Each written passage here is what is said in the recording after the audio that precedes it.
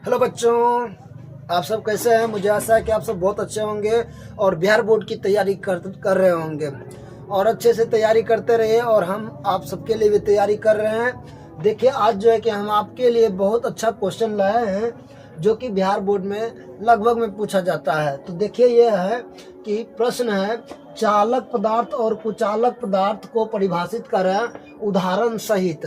तो बाबू लोग देख लो, यहाँ कुछ मैंने लिख दिए हैं और इसको समझना है। अगर एक परिभाषा समझ लोगे आसानी से तो समझ लो कि दूसरा परिभाषा ऑटोमेटिक याद हो जाएगा। ठीक है, तो यहाँ देखो कि लिखा गया है कि चालक पदार्थ, क्या लिया गया है, चालक पदार्थ। आपको लिखने का अगर तरीका भी अगर लिखना भी है वहाँ बिहार बोर्ड में तो कुछ इस तरह से लिखना है कि लाल और ब्लू पेन का यूज करना है, 2 कलम का यूज करना है। ठीक है, अगर ब्लैक से क्वेश्चन लिख रहे तो उत्तर लिखेंगे ब्लू से। अगर मान लिया जाए कि हम अगर ब्लू से लिख रहे हैं तो ब्लैक से उत्तर लिखेंगे। इस तरह से जो है कि आपको क्या करना है वहाँ बिहार बोर्ड में बनाना है। ठीक है, तो यहाँ देखिए क्या लिखा गया है, चालक पदार्थ।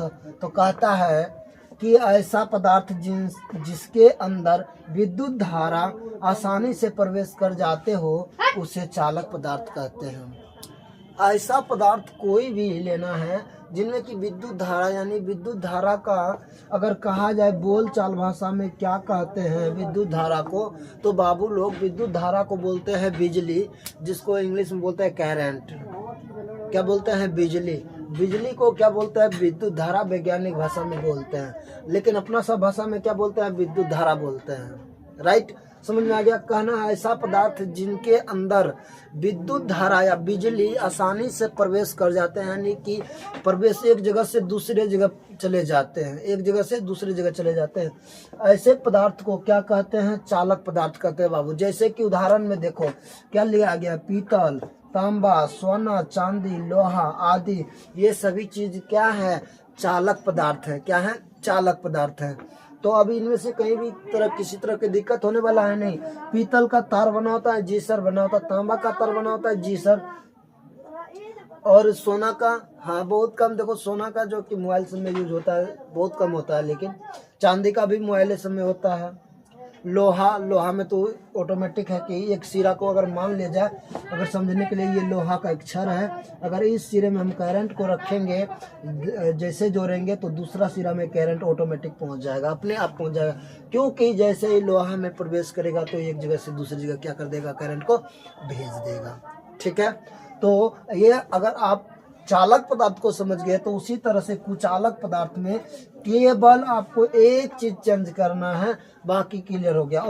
एक चीज ऐड करना है, खाली प्रवेश नहीं करता है बस लिख दोगे तो हो जाएगा। यहाँ देखो कहाँ है, कुचालक पदार्थ, ऐसा पदार्थ जिनके अंदर विद्युत धारा आसानी से प्रवेश नहीं करता हो उसे क्या कहते हैं, कुचालक पदार्थ कहते हैं। जैसे कि मार्कर है, क्या मार्कर के एक सिरे में मैं अगर करंट को जोड़ दूं तो क्या दूसरे सिरे में करंट आ जाएंगे, बोलेंगे नहीं सर, नहीं आएंगे। क्यों, क्योंकि ये मार्कर जो बना हुआ है किसका बना हुआ है, प्लास्टिक का बना हुआ है, इसीलिए इसमें करंट क्या हो रहा है, प्रवेश नहीं कर रहा है। तो ये किस प्रकार का पदार्थ हो गया बाबू लोग, कुचालक हो गया। क्या हो गया, कुचालक हो गया। तो ये बोर्ड जो है कि बोर्ड अगर सूखा है तो ये क्या है, अगर बोर्ड अगर सूखा हुआ है तो कुचालक पदार्थ है, अगर गिल्ला है, भीगा हुआ है, जिसमें नमी है तो उस वह जो हो जाएगा, क्या हो जाएगा, चालक पदार्थ हो जाएगा। क्योंकि नमी होने के कारण से वह चालक पदार्थ का कार्य करने लगता है। राइट, तो उसी तरह से यहाँ कुचालक में जैसे में लिखा गया, उदाहरण में लिखा गया बाबू लोग कि रबर, कागज, सूखी लकड़ी। देख रहे हो ना, सूखी लकड़ी का चर्चा हुआ ना जी।